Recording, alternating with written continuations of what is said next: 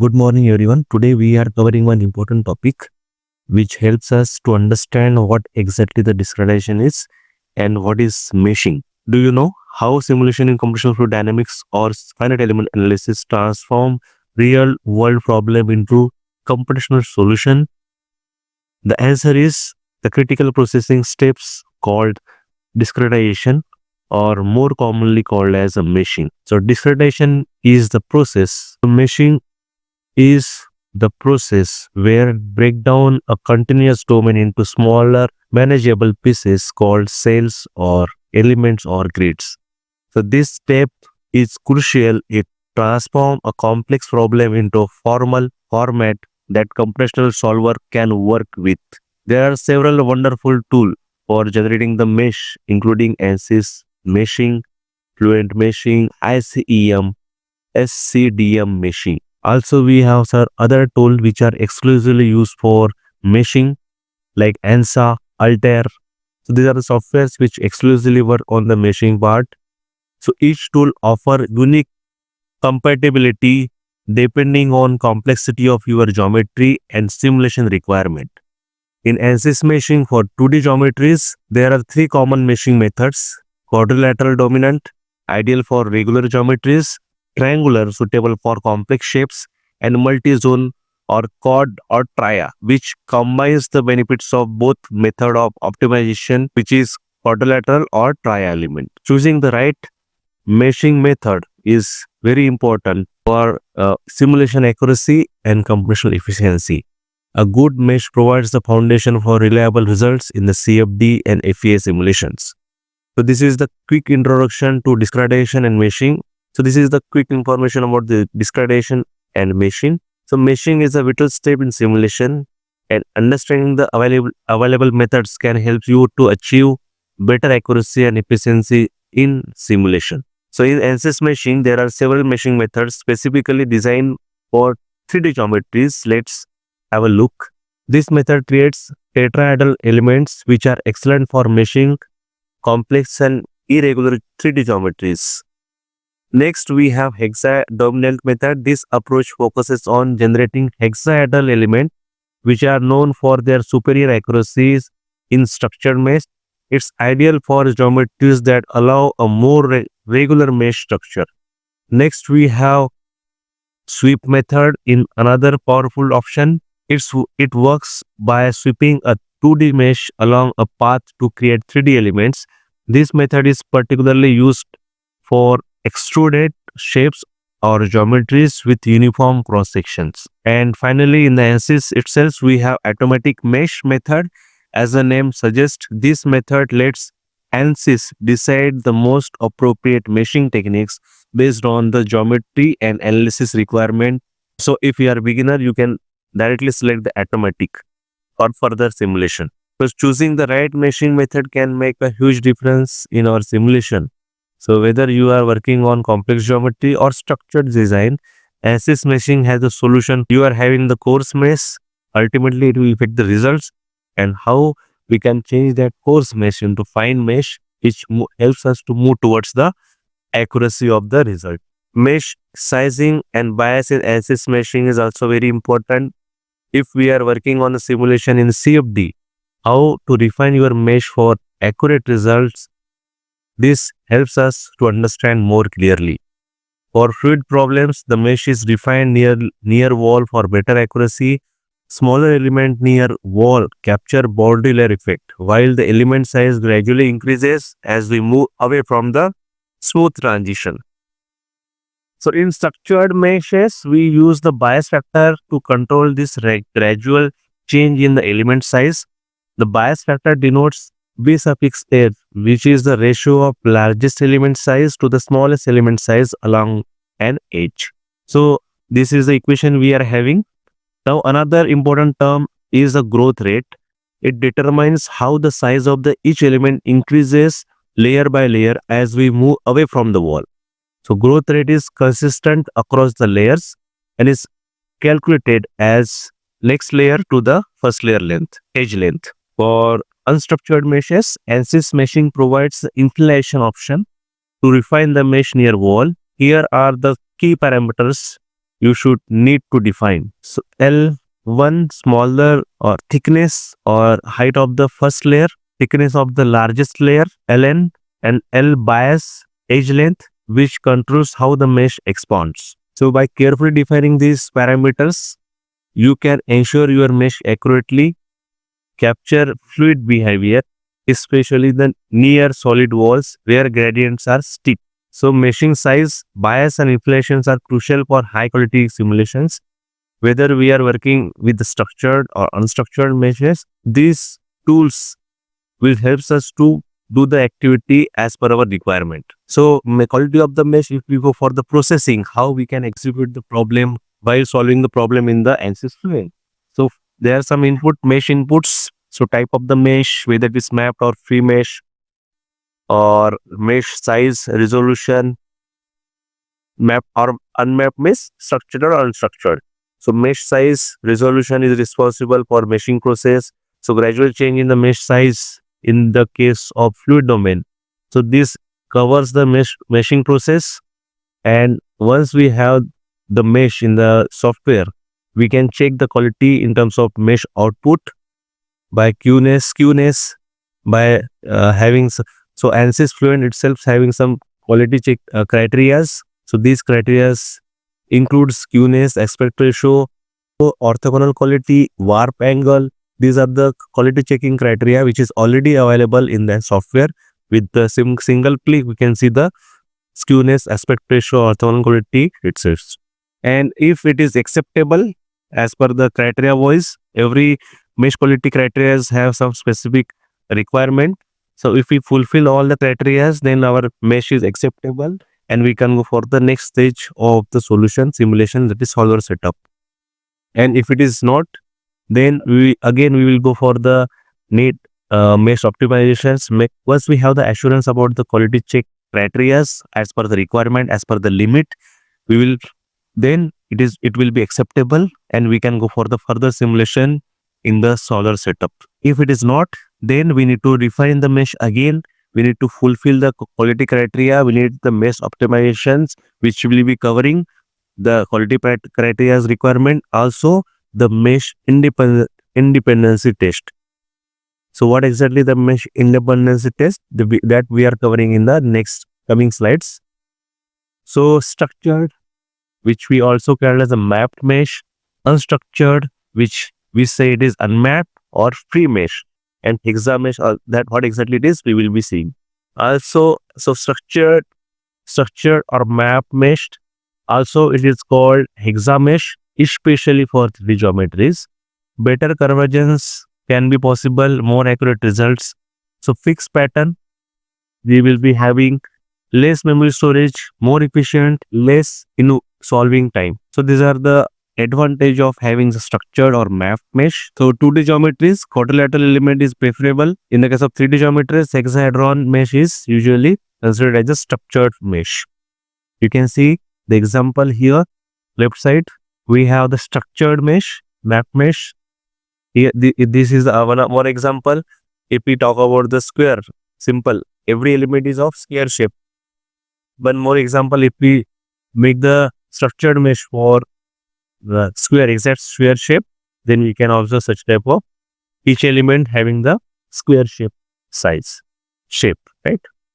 So this is also a special case, not recommended, but here we are again, instead of having chord element, we are converting this chord element into tria element. So this is the example we are having. Now, same thing for the unstructured mesh, which we also call as unmapped or free mesh. It is not having fixed pattern, which we observed in the structured mesh. No element shape restriction. Maybe somewhere it will be a quad shape. It may be having tria shape element. So higher speed of mesh generation, but very fast. With a single click, the software itself can generate the high speed meshing. Maybe it may be of any shape. It is not having fixed pattern, no element shape restrictions. In the case of mesh sizing of 2D geometries, you can see the example here, how exactly the element size we can define. Take the example which I shown in the particular figure image. I have this shape, like the example, we are having the rectangular shape geometry having the length of 70 mm and height of 30 mm. Now I want to divide this element. I want to create the structured mesh for this geometry. So for the height, I will be dividing into 6 divisions, and for the length, I am dividing into 14 divisions. So number of the element in this particular geometry will be 14:6. So 84 elements in this rectangular shape. So horizontal elements edge length is maximum 70. So we have divided into 14 divisions. So 70 by 40, 14. I am getting 5 mm. So 5 mm is the length of one element along the x direction. Suppose I am taking 14 division in the x direction, and if vertical element edge length will be 30 by 6 as we divided into 6 divisions. So I am getting the vertical edge length of single element 5 mm. So this means element size for the complete geometry will be of 5 mm length. Okay, element size is 5 mm. So with this example, you can understand how we can view the element size for the particular geometry. We can assume the initial element size for defining the mesh in our geometry. So mesh smoothness and transition. So mesh smoothness refers to the gradual change in the element size across the simulation domain. So this smooth transition is crucial for maintaining the numerical accuracy and ensuring convergence during the computations. So in the region with the steep gradient like near wall or in the areas with the high flow velocity, smaller elements are necessary to capture the detailed behavior. As we move away from the critical zones, element size gradually increases to reduce computational cost while maintaining the smooth transition. So you can see the smooth transition.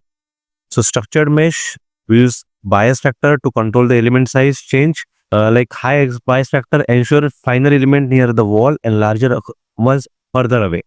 So unstructured mesh, as we see, growth rate and inflation layer to refine mesh transition near the boundaries.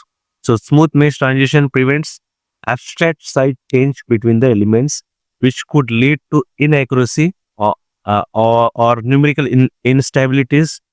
So it's especially important when simulation complex geometry and multi-phase flow. So smooth and change in the element size in flow transition, good for the simulation, have more number of nodes and elements. We can do it in ANSYS meshing using growth rate option.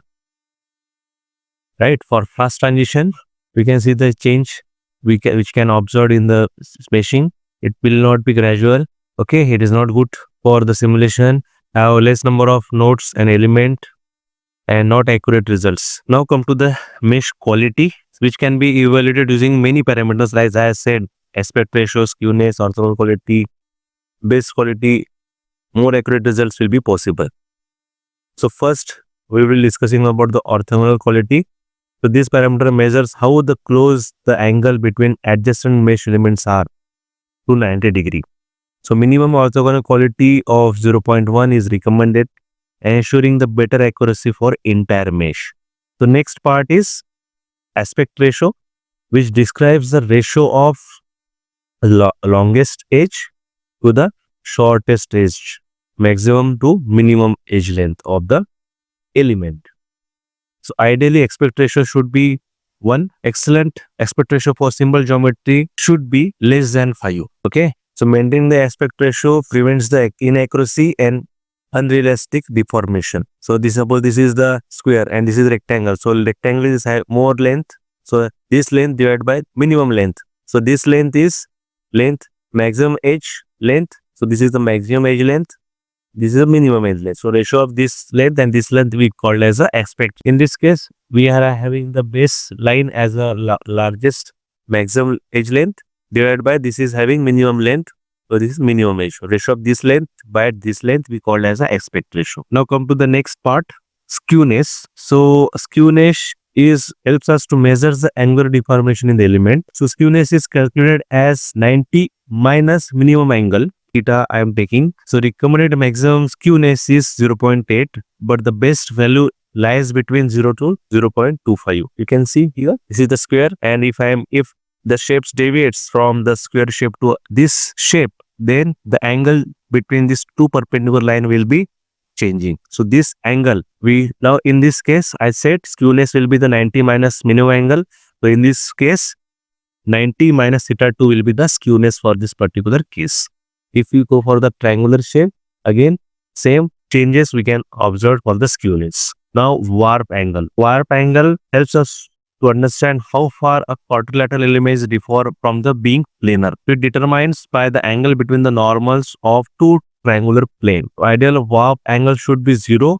Acceptable range is less than 5 degree to 10 degree. So these are the two planes we are having, and if we draw the normal to these two planes, the angle should be 0, but acceptable is less than 5 degree to 10 degree. You can see the particular image. Now go for the Jacobian. Again, it is one more quality criteria for understanding to check the quality of the mesh. So rectangular elements are straightforward to formulate in CAE, but are not always suitable for meshing the complex geometry, right? So isoparametric elements can adapt to non-rectangular shapes and even have curved sides, making them ideal for complex geometry. So these elements operate in their own reference coordinate system, called as the natural coordinate systems.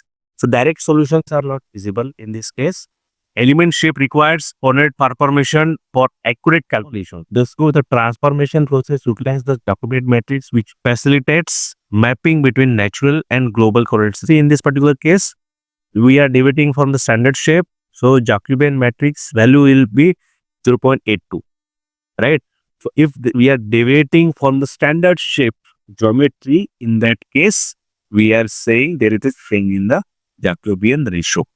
So larger the element distortion, worse will be the transformation. This factor is ideal one, as the shape of the element deviates from the ideal condition. Jacobian decreases. You can see in the particular case. This is the standard shape. We are changing it. So this is having the Jacobian value of 0.8. And similarly in this case, this is the standard shape we are having. This is the standard shape we are having. Now we are deviating from the standard shape. So Jacobian value is 0.53. So in that case, we can define the Jacobian. This is the data I have taken from the PDF provided by the ANSYS. Here you can easily observe the skewness requirement. 0.025 will be the excellent for the skewness, and acceptable between 0.8 to 0.92. And if it is having more than 0.95, it is worst condition, not acceptable. Okay. See, unacceptable means even they will give the results. See, what are the skewness value we are defining for the particular geometry. So you have the skewness of in the range of 0.95 to 0.97 in the software. Still, it will run the simulation. There will be no issue. But our accuracy will affect. We are not assuring about the accuracy of the result. Similarly, orthogonal quality, it shows unacceptable if it is 0 to 0.001 range. Acceptable 0.15 to 0.20, and excellent in the case if it is near to the 1. So as we are covering the topic, which is grid independence test hands-on session. So before that, you should know what exactly the grid independence study, or we also call it as a mesh sensitivity analysis. So mesh dependency test is the test performed to select the suitable mesh size using the parametric analysis by starting course which large mesh, then decreasing the mesh size until it doesn't affect the post-processing results significantly. With this graph, you can understand easily. I gone through the element size, a number of elements or element size in this case along the x-axis. It may be element size or it may be number of elements. And in the y-axis, I am having the results of pressure, it may be temperature, it may be velocity. So whatever the results we are having, we can plot in the y-axis, and x-axis, it is indicating the element size or number of elements. So initially, if we have the coarse mesh, you can see I am having the coarse mesh at this point. The result is deviating. What I am expecting, the result value should not be changed. So if once I am selecting the element size of suppose 1, then I am observing that suppose for the particular geometry, I am observing that the result is I am getting somewhere 10. Once I am increasing the number of elements, then you can observe that there is a change in the values of result when I'm moving from the one element towards the 10th element. Okay. So value of the results are reducing, changing, and after 10th, you can see once I am refining the mesh and having the number of elements 10, further increment in the number of elements, I am saying that the results doesn't get significantly, right? So it is indicating more porous mesh will be responsible for the inaccurate results. And when we are moving towards the refinement of the mesh, we are moving towards the accuracy of the results. Okay. So how to select the optimum mesh? We can't refine too much. Refining continuously will not assuring that more accurate result will come. Okay, there is a limit for refining the mesh. So that limit we have to define with the help of grid independency test. So in this case, I have refined the mesh up to number of 10 number of elements.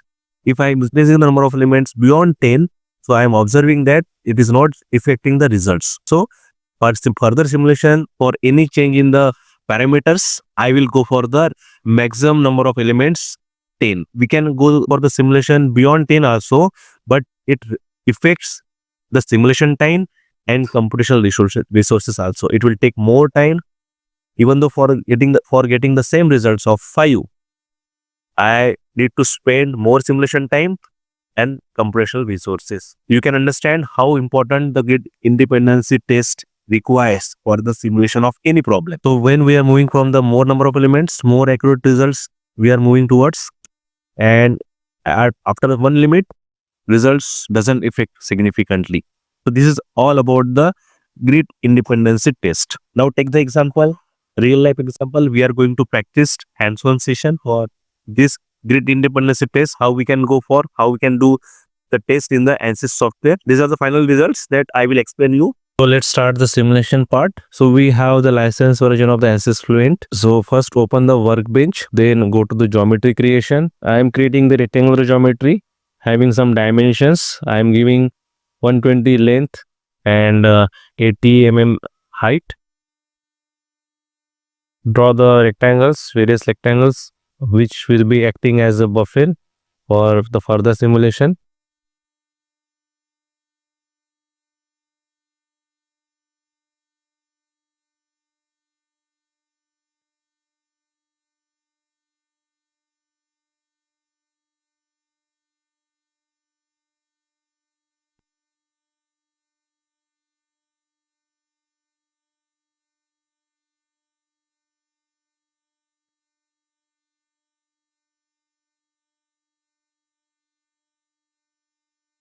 So after completing all these buffers, I need to go for the defining the thickness and height.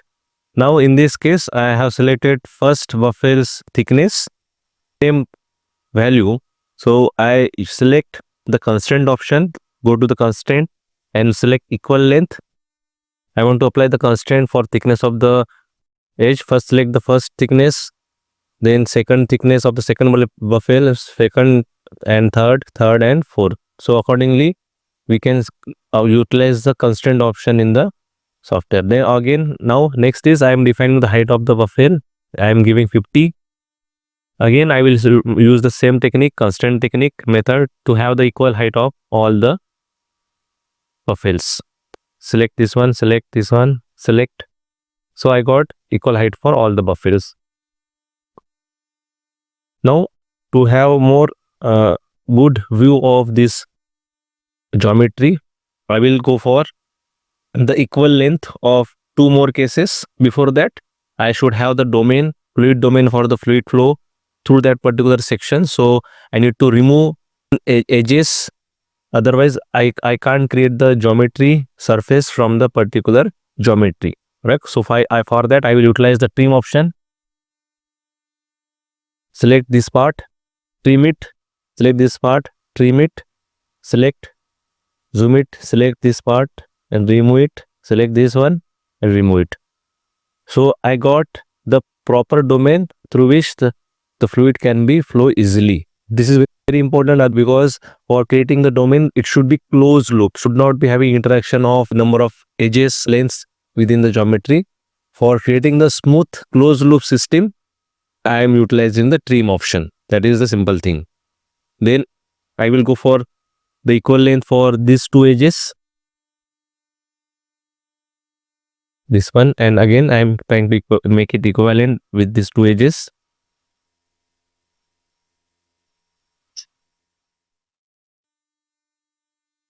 So it is completely closed loop. So next stage is to create the surface from the geometry. So I will go for the concept surface from the edge. Now you can observe right now it is 0 part, 0 body. Convert this geometry into surface. So for conversion, we go to concept, select sketch, select from the sketch, then select the sketch 1, apply and generate. So in this way, I can generate the surface.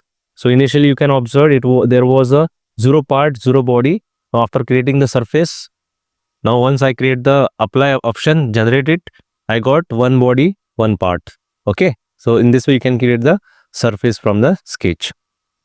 Now let's move to the next part, meshing part. This is a window for meshing.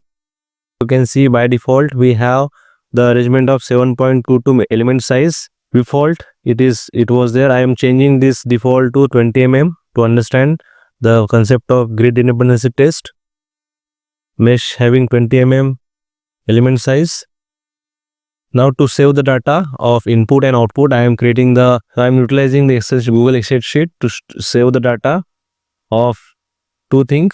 But one is number of elements nor element size, and second is pressure drop.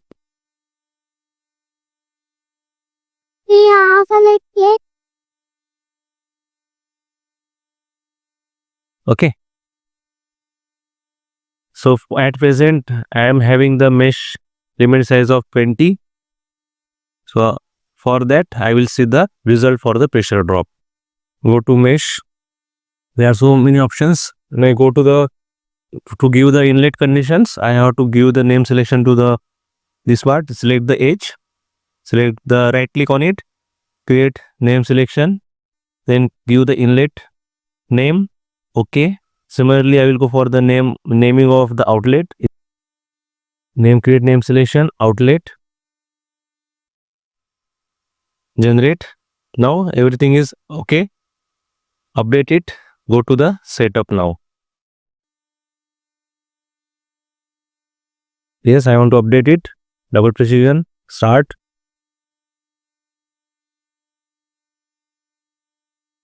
Now I can define the boundary conditions, inlet velocity condition and pressure outlet condition in the particular problem.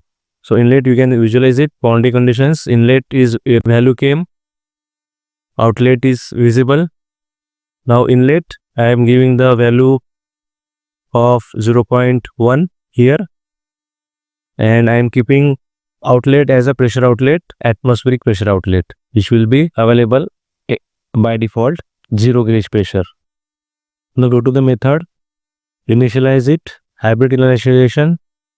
Then we will go for the simulation for 500 iterations or 1000 iterations. Go to the run calculation. Go to run calculations. Simulation will start and it converts within 74 iterations. So to visualize the results, contours, I will go for the graphics, contours. Then I want to see the pressure distribution within the domain. I will select the display. So you can see the colorful contours here. You can easily observe the static pressure. So you can see the minimum static pressure of 0.00067 and 0.05 maximum, 59 maximum. Now I will go with these contours. We are not able to finalize whether the output results or input results are changing, right? So to understand that more clearly, we need the value, numbers. So therefore, finding that numbers, I will go to the surface integral, then select facet average, then inlet value. I am getting the value 0.058, which is indicating the pressure drop, because by default we are defining the value for outlet pressure as a gauge pressure. So whatever the changes we are expecting, it will be predicted with the help of inlet pressure. So inlet pressure value we need to identify so that we can have the pressure drop across the flow. So for this case, I got the pressure drop of 0.058. Now I am closing it. Now I will go for the next element size. Okay. Now I will change the element size from 20 to 10 and again go for the simulation with having 10 element size. Generate it, mesh, update it, close it, meshing part. Then go for the setup. Yes. Then double click start.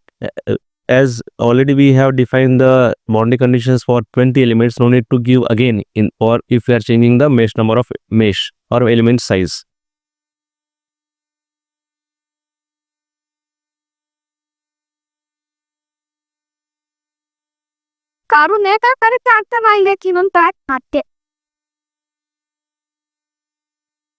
Okay, so I run the simulation for 10 element.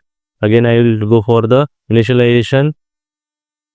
Then run the calculations for the same number of iterations.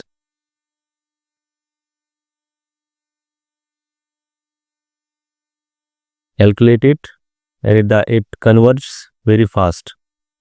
Now go to the report again to find out the value. Before that, you can visualize the contours. With this contour asset, similar type of contours we are observing, but we can't predict the value. So we will go for the surface integral, facet average, pressure statistic pressure, inlet value, compute. So I see you can see that with the change in the number of elements or element size, the value of this is reduced. Okay, so again I will reduce the element size from 10 to 5. Go to the mesh, 5. Then run the simulation, generate it, update it.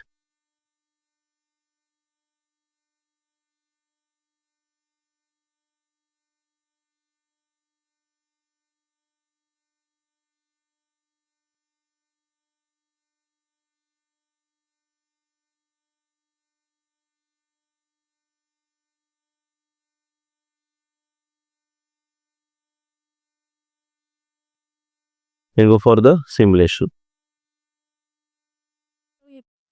Again, so in same process with what I did for previous 10 to and 10. Then see the results. Facet average and inlet compute. We have observed the changes again in the pressure inlet condition, static pressure at the inlet. So I done the calculations for all the cases in the same way. And once I got the results,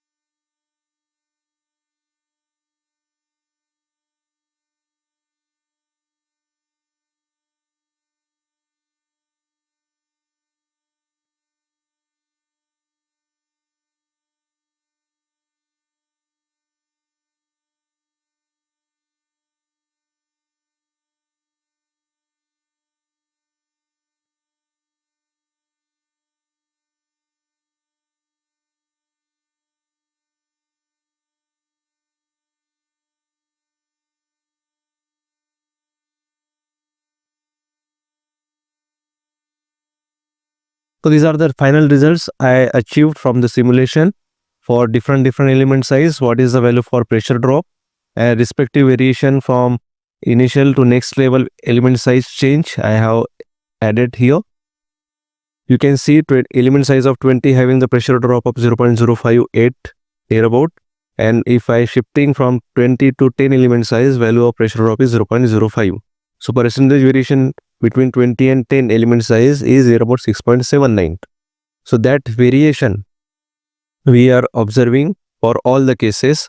In the last case where I am shifting from 0.5 to 0.4 element size, I am observing that the percentage variation for the pressure drop is only 0.29, which is indicating with the further change in the value of element size, there will not be that much variation in the pressure drop. So that way we can finalize that 0.5 element size is the suitable for our simulation, which saves our simulation time, also give the accurate value for the pressure drop or other properties, right? So same thing I have plotted in the pressure drop graph. You can see x-axis, this is element size, and y-axis we are having the pressure drop. When I am moving from 20 to element size 0.4, the distance variation in the values of the pressure drop is reducing, right? So in that way we can go for the grid independence test, which helps us to identify optimum number of mesh element size, which helps us to move towards the accuracy of the simulation, right? So in this way we can have the conclusion about our today's class. Hope you understand the concept of mesh independency test, various types of mesh, and their importance in the simulation. Thank you. These are the final results I achieved from the simulation for different element size. What is the value for pressure drop and respective variation from initial to next level element size change I have added here. You can see element size of 20 having the pressure drop of 0.058 hereabout, and if I shifting from 20 to 10 element size, value of pressure drop is 0.05. So percentage variation between 20 and 10 element size is about 6.79. So that variations we are observing for all the cases. In the last case where I am shifting from 0.5 to 0.4 element size, I am observing that the percentage variation for the pressure drop is only 0.29, which is indicating with the further change in the value of element size, there will not be that much variation in the pressure drop. So that way we can finalize that 0.5 element size is the suitable for our simulation. It saves our simulation time, also give the accurate value for the pressure drop or other properties, right? So same thing I have plotted in the pressure drop graph. You can see x-axis, which is element size, and the y-axis we are having the pressure drop. When I am moving from 20 to element size 0.4, the distance variation in the values of the pressure drop is reducing, right? So in that way we can go for the grid independence test, which helps us to identify optimum number of mesh element size, which helps us to move towards the accuracy of the simulation, right? So in this way we can have the conclusion about our today's class. Hope you understand the concept of mesh independence test, various types of mesh, and their importance in the simulation. Thank you.